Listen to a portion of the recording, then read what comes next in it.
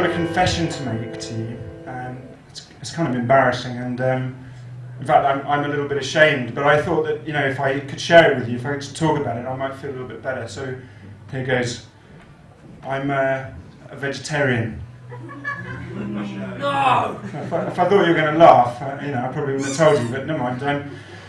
Before I wrote meat, I was just veggie curious. But now I'm reduced to eating tofu and bean burgers and nut roasts and that kind of thing. For the calves of the chosen, the various rituals performed that branded them cattle for the rest of their lives took place in their infancy and over several weeks. For Greville Snipe, the process took less than an hour.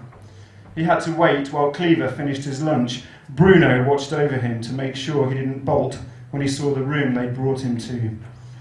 Snipe had seen many of the procedures performed on young calves and had never given it much thought. Now he was in a windowless room where all these measures, and many others that usually occurred in the slaughterhouse and meat-packing areas, could be carried out. The vibrating that began in his body was very different from the one that he'd felt whilst conjoined with the object of his sin in the milking parlour.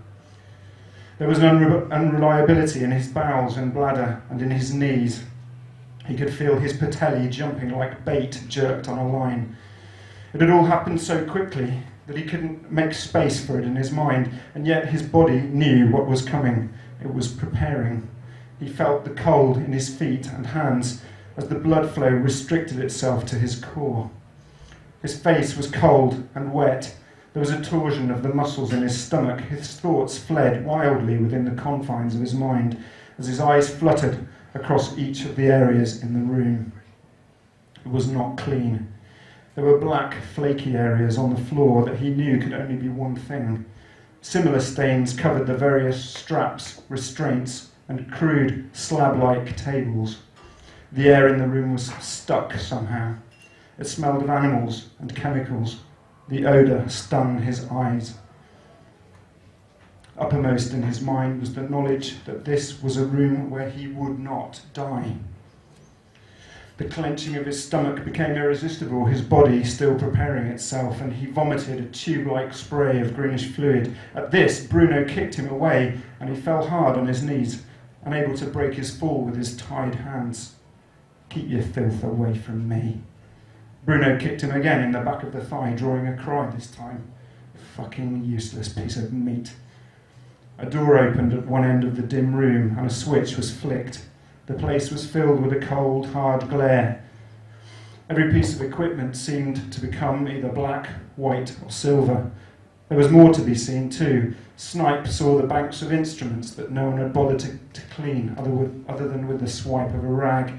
They hung from rags and lay in untidy rows on a bench, like tools in an uncared-for workshop.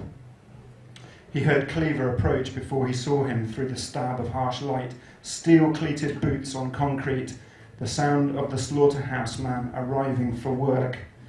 Cleaver stepped into view and wiped his hand down the front of his beard, trying to remove the remains of his lunch. Snipe saw very clearly the scraps of grey meat and gelatine from a savoury pie. Cleaver looked right through him to Bruno. "You hanging around for this or what then?" Bruno shrugged. "Do you need me?" "Not unless you want to get that nice overcoat dirty." "Fine, the beast's all yours." "He's not a beast yet. He's still a man, aren't you?" He looked at Snipe for the first time, appraising him as though he were already no more than a hind quarter. "Not exactly a quality item, are you?" Snipe was unable to speak. "Better leave us to it, Bruno. I'll have him ready in an hour or so." Bruno sauntered to the door without looking back. Snipe was forgotten, and he knew it. "Right, you. Here's how we're going to do it. First, you need to void your tanks. That means number 1s and 2s. I don't want you messing on me when we're halfway through." While he talked, Cleaver prepared a long pole with a noose at the end of it, and before Snipe could register what it was, the loop was around his neck. Cleaver pulled it tight, then released Snipe's wrist shackles. "Come on, this way." He hauled Snipe to a corner of the room where there was a rough hole in the concrete and told him to squat. "Make it quick. I've got plenty more jobs to do before the day's out." Snipe couldn't hold it in if he'd tried. When he finished, he felt empty, not only of waste, but of his organs. He was a hollow man. Cleaver yanked him away from the latrine without letting him clean himself. That was when Snipe began to cry. His whole solar plexus shuddered until he couldn't tell if he was breathing in or out, and the snot dribbled from his nose in bubbling rivulets.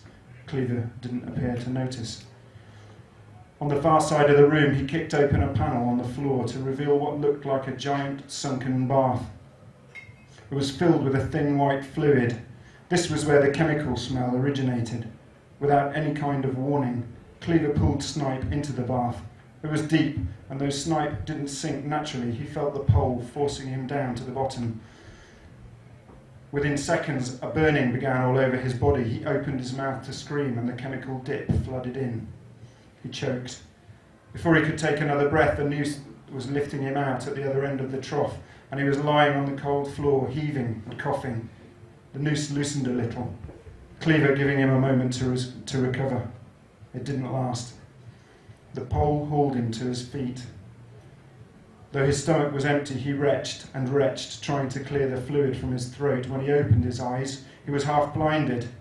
A white haze lay over everything. Even through this, he could see the hair sliding off his body. Then the high-pressure hose was on him, its freezing jet welcome, at least for the first few seconds, as it washed away the burn. But soon enough, the jet was painful. Cleaver aimed it at every part of him, jerked him around to get the desired angles. Snipe shivered. His hair, all of it, was gone. It's all right.